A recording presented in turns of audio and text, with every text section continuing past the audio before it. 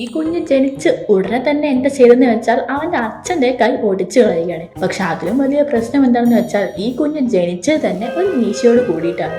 അത് കണ്ട് അവന്റെ അച്ഛൻ ആ മീശ ഷേവ് ചെയ്ത് കളയുന്നു. പക്ഷെ കുറച്ച് സെക്കൻഡുകൾക്കുള്ളിൽ തന്നെ അത് അതേപോലെ തിരിച്ചു വരികയാണ്.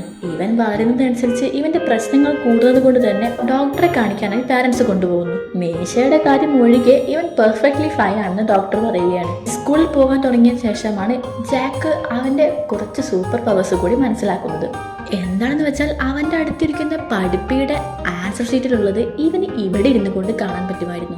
ഇവൻ അതിലേക്ക് സൂക്ഷ്മമായിട്ട് നോക്കി അതിലുള്ള എഴുതാൻ ശ്രമിക്കുമ്പോൾ അവന്റെ സൂപ്പർ പവർ കാരണം ആ പേപ്പർ തന്നെ കത്തിപ്പോവുകയാണ്. ഇവന്റെ സൂപ്പർ പവർ മനസ്സിലാക്കിയത് കൊണ്ട് തന്നെ ക്ലാസ്സിലുള്ള ആൺകുട്ടികളൊന്നും അവന്റെ കൂടെ കളിക്കാൻ തയ്യാറായിരുന്നില്ല. അതുകൊണ്ട് ഇവൻ പെൺകുട്ടികളുടെ കൂടെയായിരുന്നു കളി. പക്ഷെ കുറച്ചു കഴിഞ്ഞപ്പോൾ അവർക്കും ഇവന്റെ സ്വഭാവം മനസ്സിലായി. അവരും ഇവനെ കൂട്ടത്തിൽ നിന്നും ഒഴിവാക്കുകയാണ്. എന്തൊക്കെ കഴിവുകളാണല്ലേ ചെക്കന്.